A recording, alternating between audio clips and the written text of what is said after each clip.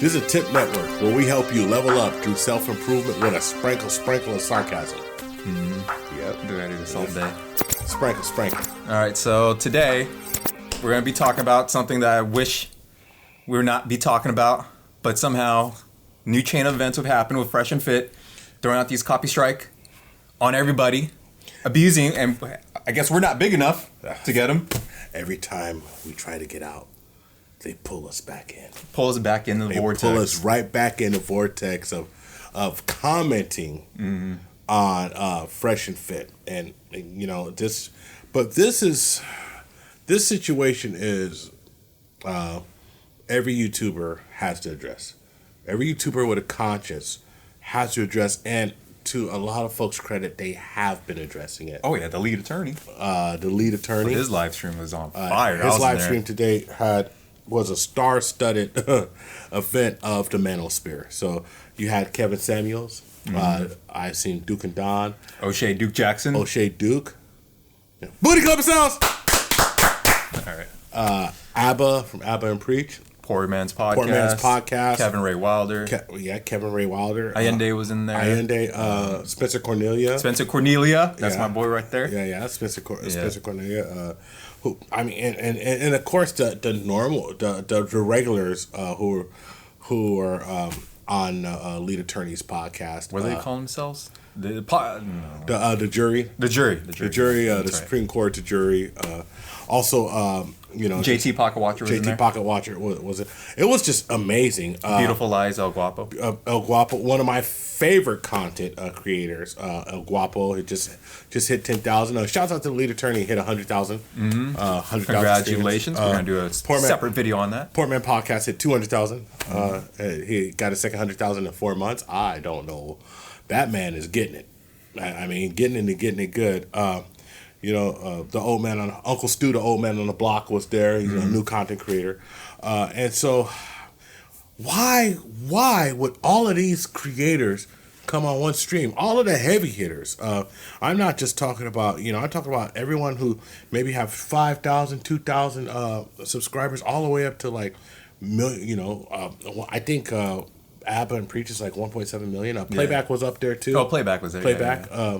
They were on there for a while. And, let me be cheeky. It's because they're all haters. Are they haters? They're haters. Everyone's a hater. Everyone's a hater. Everyone's a hater. So, objective truth number one. If everyone can't be a hater, if everyone's saying something about you, might be true. But Grover, aren't we biased because we've done videos about them? Of course. We're so biased that we've done videos about them that our very first video about them was saying that we appreciate their content. Oh, wow. Super biased. Oh, my goodness. And who were they your number one favorite content creator for entertainment? They were my number one content creators for entertainment at the time. Oh, okay. As a matter of fact, only thing that changed that was a personal ad hominem attack on Preach. And for me, it was leveraging the platform for Box. Knowing that you were once a law enforcement officer, I couldn't believe it. Like, honestly, I was astonished because my dad is a former police officer. So it just doesn't make it. Anyway, that's all I got to say about that. Yeah, well, let's just say, like me looking at it from a managerial point of view, saying that putting your business in jeopardy because of wanting to get a piece of peace leave is just ridiculous. And I think the lead attorney said it best when Robert Kraft flew all the way across the country and got busted in a massage party. He went down south. It's not like he couldn't have just brought someone to the stadium and got it easier. So, I mean, let's just be honest. There's been some missteps along the way. But this is by far the biggest offense that I've seen. Wait. But there was a So we're going to gloss over this one really quickly. This came to a point where we didn't want to focus on it. Was the whole gun incident? Yeah. All I want to throw that. Okay, go ahead. A matter of fact, but speaking about the gun incident, you told me about it, and I just ignored it. I didn't want to talk about it. Yeah. I didn't want to talk about it because I was like, these fools just have too much. It's just too much. Too much what? Too many issues.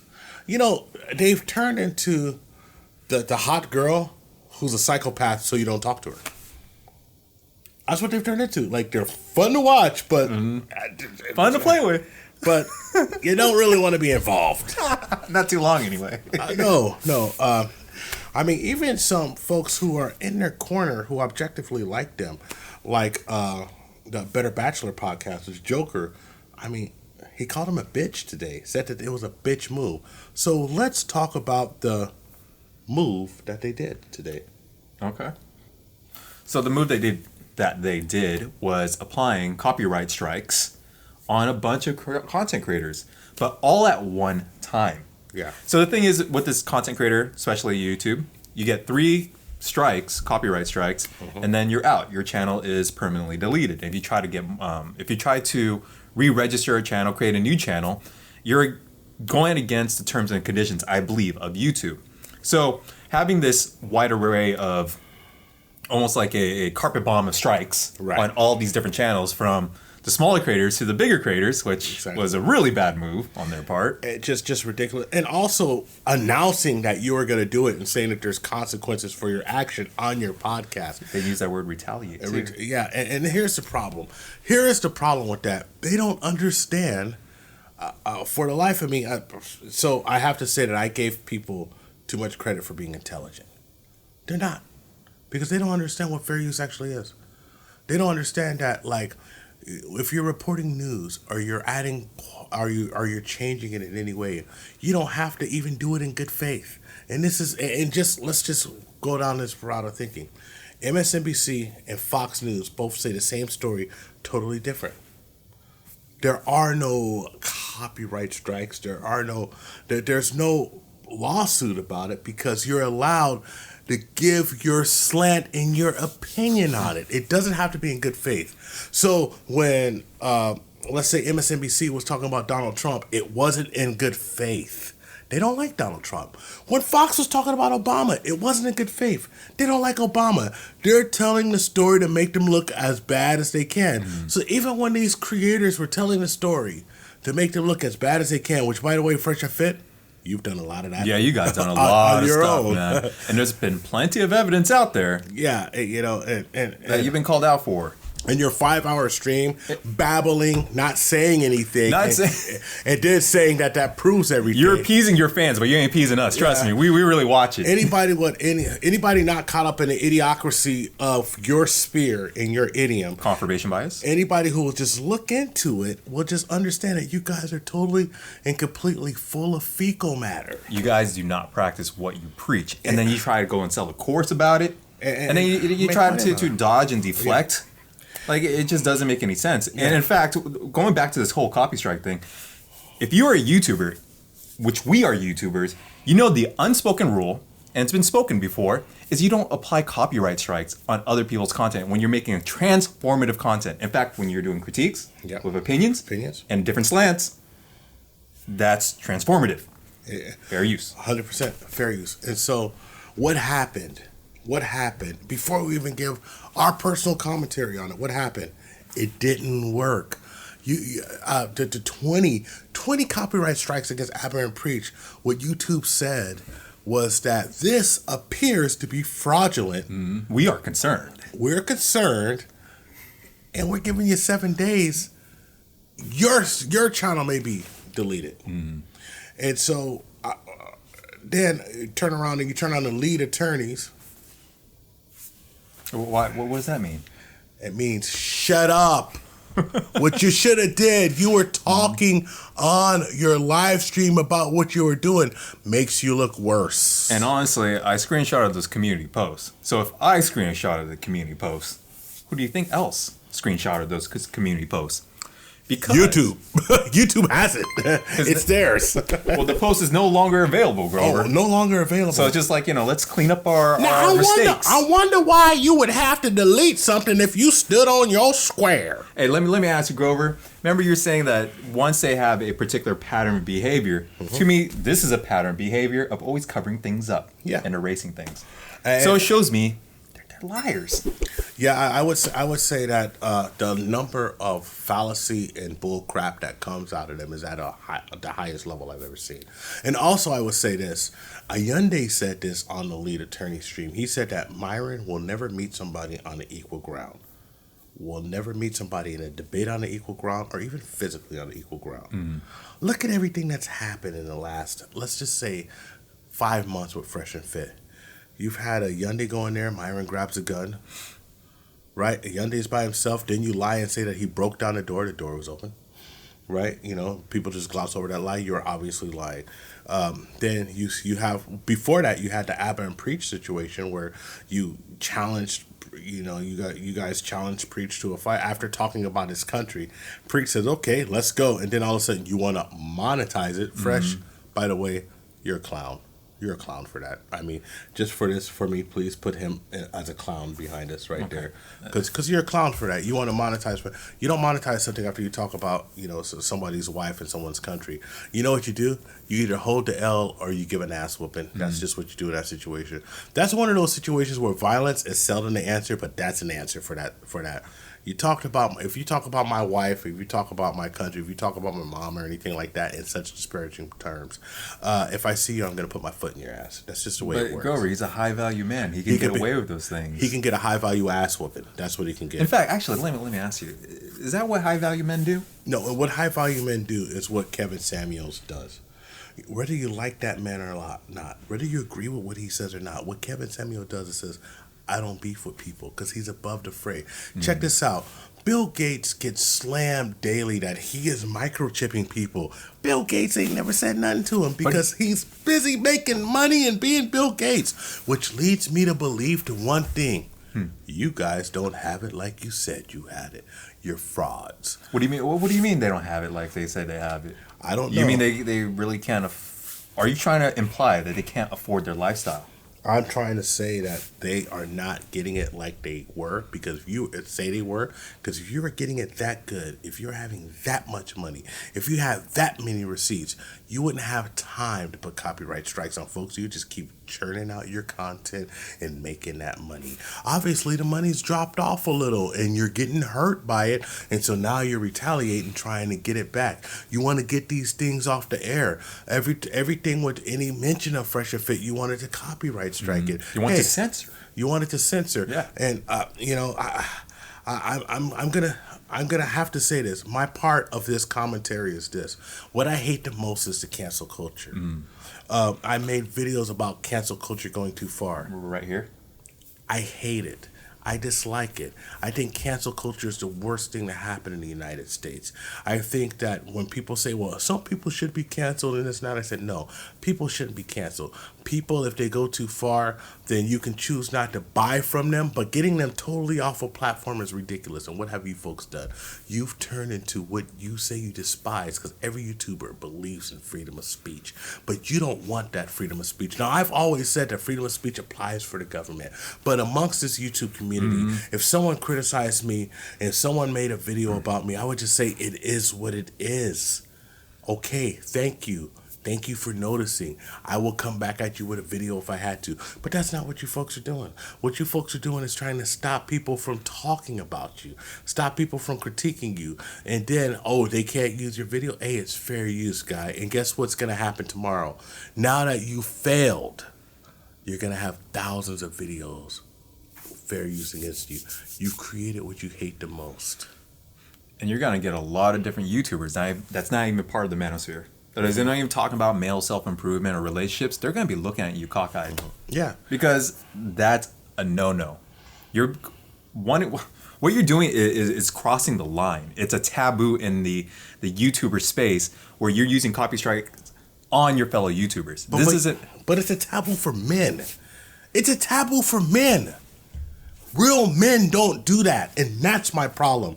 You damn young, no good for nothing whippersnappers. You're destroying the fabric of manhood. And what do you guys say? You tell the objective truth to men. Well, let me tell you how men really handle things. How men handle it is like, you have a confrontation. You talk to someone about it. If that confrontation, you don't talk to them about it works, you don't go get the man on somebody. You don't go get the law on somebody. You ante up, and either you take it and carry on with a stiff upper lip, or you make your own video about it and debunk them and get on with your life. You're sorry, and you know what? You're the worst type of sorry. You're the type of sorry person that doesn't realize they're sorry. Well, like I said, you got more attention on this space more than ever now. And what you did was absolutely deplorable. You do not do that to your fellow YouTubers because YouTube is built off of fair use content. If you're applying the reasoning that you were using on applying content strike to all these other content creators, well, guess what? More than half of YouTube would be vanished like that. Yeah. In an instant. Mm-hmm. Including yourself. Yep. Because you've reacted to videos before. So what are you doing? Mm-hmm. What you're doing is, like you said in your video, like you said in your live stream, people had made videos against you, to paraphrase, and there's consequences for the actions. That's not how fair use works. Fair use isn't copyright strike isn't a tool for you to be weaponized for you to incite revenge. And this is why YouTube is very concerned, as the receipt shown by the lead attorney. They only said it once, but they said it about four times. Very concerned about what you have going on, and what you've done. And you know what? I've never wanted anybody's channel to be deleted. But there's consequences for your action. Now, wouldn't it be hilarious if the consequences for your actions, talking about consequences, was that your channel got taken down? You know? And that's why you took off that community post. Yeah. That's leave more evidence out there, right? Leave a trail of breadcrumbs. And what I wanted to say about that is, like, I'm surprised their content has not been demonetized just yet. Because people have said a lot less and have had their channel demonetized. Absolutely. So the fact is, now you're getting the attention of YouTube, the YouTube brass, as well as other content creators that is going to be looking through your content like with a microscope. Yes. I don't really see them monetizing much more off their content. They are treading that thin line where it's going to be point of no return, and they're going to lose their ability to monetize off their audience. Well, I look at it as in the last month, there's been guns pulled. There's been, just what else could happen? We've shown that Fresh is not living a lifestyle. He says it. Oh, by the way, talk about 3 girls in one night and an NBA player gave it to you. Hey, Fresh, who was the NBA player? Why aren't you saying his name? You didn't say he slept with the 3 girls. He said he gave you 3 girls. So even if he's married, he could be like, hey, I was just trying to keep the girls off me. I gave it to my man here. Well, where's the NBA players? You're so tight with the NBA. Look, if someone's throwing you 3 girls, you're tight with them. Where's the NBA players on your platform? But where are these stars? These folks from I'm assuming they're from the Heat or maybe Atlanta, someplace close. Where are they at? They don't exist. We all know they don't exist. When you said you had 1,000 leg count, over 1,000 leg cap, and your whole chat system was filled with caps, and Playback just was laughing at it because they thought it was ridiculous. We all know that. When you did the fake press release before, and what you said in front of a plane. Look, I make music. I make the music for the channel, right? I've made music for soundtracks before. I've been making music since the 90s, right? Many credits to my name, right? The crap you put out was laughable. This song that you had with Mr. Organic's High Volume Man was laughable. I mean, you're faking it until you make it, but you're going to fake it until you break it. I'm not upset at anybody for making money. Hey, man, make your money, right? But when you start taking out other people's channels, if it happens to you, then I can't turn around and say, oh, man, I don't want your channel to get taken down. If it happens to you, I'm going to turn around and say, man, that's just too bad. Maybe you shouldn't play with fire, and I'm against censorship. But I mean, at one point, if you keep doing it to yourself, it happens. The last thing I say about this is that the whole podcast has shown a lack of leadership and a lack of adulthood in their podcast space. Things that happen over and over again. Because if there was an adult in a room when this thought was thought up, they would have said, hey, let's not do everybody at one time. Stupid. I mean, Remy Ma voice, are you dumb? Let's do it one at a time. What happened to the long game? What happened to planning? You guys remind me of a bunch of children who have to have it instantly, instant gratification. You made this plan, this and that. Well, if you're really smart, you would have went after one person 1 week, next person next month, and then you would have repeated it on a cycle. You have plenty of time. But you don't think you have plenty of time because you know the jig is up. You know that you don't have the fans like you had before. You know that you have to do Rolex giveaways to get subs. Spirit bombs. Yeah. Spirit bomb giveaways. You have to do all types of stuff to get subs. I don't think you guys understand. There's a lot of different YouTube tactics and strategies that you can use to gain a bigger following, a bigger base. I mean, if we focus on particular niche topics, we'd grow at a faster exponential rate, but we don't. And obviously, Fresh and Fit, they target a very specific top content or topics that they go after, so that's why they've grown so big. Because, yeah, they put out financial topics out there. They put out financial content, leveling up content, basically, but that doesn't really even get views. Yeah. It's them basically insulting girls. I mean, they get these girls in these like logic traps, right?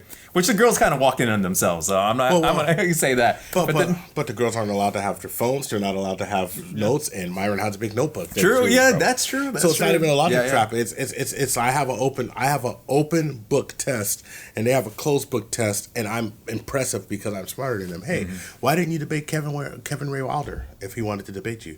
Debate somebody who's up on the subject. But he's gonna give them more exposure. Yeah, more exposure, right? More exposure. I mean, look, if you wanna debate ideals, if you wanna talk ideals with somebody, that's fine.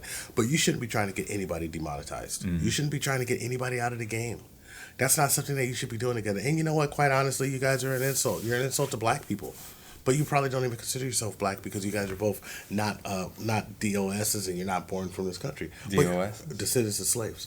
But you're an insult to black people because you know what? One thing that I know in my community I wouldn't do, just growing up the way I grew up, standing on my square, I wouldn't try to have an outside entity take food out of another man's mouth. Even if I didn't like him, even if I despised him, I wouldn't do that. So I don't have a lot of respect for you folks anymore. Matter of fact, you're kind of like the stuff I leave in the toilet to me. What's that? Shit. I just don't have a lot of respect for you.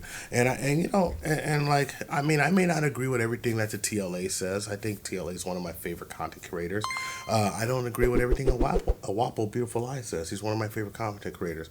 I disagree with Kevin Samuels' sentiments a couple of times, but I think Kevin Samuels, I love the way he conducts himself. But you know what? One thing, even when I disagree with what you folks did, at least I thought that you had a baseline of integrity to respect another creator. But what you have turned into are babies who want to take your toys and go home. That's what you want to do. You want to take your toys and go home. Don't want to play. And it's disgusting. And you know what? I'm going to say this. I'm going to call out all of your friends, the Donovan Sharps, who's had 3 channels taken down.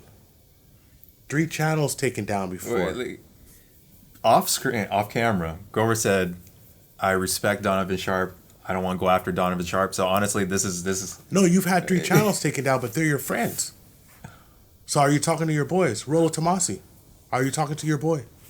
Wow, okay. Are you talking to your folks? Because men are supposed to hold men accountable. Men are supposed to hold men accountable. So if we put out something crappy, Nixon talks from Australia might hit us something like, what are you guys doing? You know, because men hold men accountable. So whereas people in your circle that have the ability to hold you accountable, and if you've eliminated them, if you're surrounding yourself by a bunch of yes men, you are doomed to fail. Just like every single empire is doomed to fail when you surround yourself by people who tell you what you want to hear. If you get rid of people who don't tell you what you want to hear, then you will not be surrounded by people who give a damn about your progress. And this is where they should be listening to the feedback of other content creators, other YouTubers, and take it constructively, like as criticism. Now, I'm sure there's other channels that have gone on a full-out attack, like Kevin Ray Wilder and a couple other dudes that have been, they have not been letting up. But the ones that have been providing actual constructive criticism, and you guys are getting all butthurt about it, and getting your feelings about it, it's like, what? But even if somebody's going to keep their foot on your neck and not let it up, you cross 500,000, why are you worried about it? Like I said Especially if the checks are rolling in. Like I said before, Elon Musk has tons of detractors. You think he cares? He's Elon Musk, right? You're supposed to be the big dog. You're not a big dog. You're a baby. You're a child. All bark, no bite. Yeah, you're a child. Well, I mean, they bit, but they bit more, bit more than they can chew, right? Bit off more than they can chew. And look, hey, you guys, all of your supporters say we're clout chasing, say we're this and that, and look at the folks that you're raising. Look at the folks that you're trying to show. And look, a lot of times there's a bunch of 20, 21, 18, 19, 20, 21-year-olds who haven't did anything in life. And they haven't experienced much in life. Haven't been somewhere in life. Been hit in the face by life. Yeah, but like the Joker said from The Better Bachelor, you guys remind me of myself when I was young. Hey, I probably thought like Fresh and Fit when I was 20 and 21. But the thing is, by the time I was 25, I had moved on. I had evolved from that space. I had been already taught. I had big homies. I had a father who taught me things. I had uncles who taught me things. I had people on a block who taught me things, right? I was experienced. By the time I was in my 25 years old, I had already been to Asia. I had already been to Europe a couple of times. I had already been around the world. By the time I was 30, I had lived in a different country. So what's happening here is that you're leading a bunch of men, a bunch of boys who haven't been anywhere and thinking that this is the way that you react with women, that you interact with women. And you're just showing a little small subject of this thought life and saying, well, this is how they all are. And then what are these guys going to do? They're going to go out in the world and not get any women and then be mad at them. They're just going to be bitter at them. and this is your fault. It's your fault. It's their fault for listening to you, but it's your fault for saying it. Well, I think they're also portraying the whole Miami scene as it's like 100% of women think that way in Miami, and I kind of doubt that. I mean, there's different ethnic cultures. There's people that's more traditional. There's more conservative people. So I don't know. That's a couple of my own. It's just sad. But here's the thing: you became a personification of something, and then when people went after you for that personification, you tried to take them down. We've talked about a lot of subjects. Maybe we were all over the place because you know what? Basically, me and Scott are really pissed off about it. We're pissed off about it because we're YouTubers and we're creatives and we wanted to come here and create in this space. And whenever people are reacting this way, abusing the copyright strike system to take down other creators' videos, that's using their videos in a fair use sense by making it transformative, then that's crossing the lines. Definitely. And it makes us pissed off. And this is from the principles and chords of being a YouTuber. Yeah, and this is why you have Abba and Preach, Poor Man's Podcast, the TLA. You have Ayande for Authentic Alphas. You have people like who have no axe to grind with you, like Better Bachelor. You have Playback. I mean, how many people? Duke and Don. Uncle Stu, the old man on the block. Jeez, Kevin Ray Wilder, right? Spencer Cornelia. Even what's his name, Roberto Blake.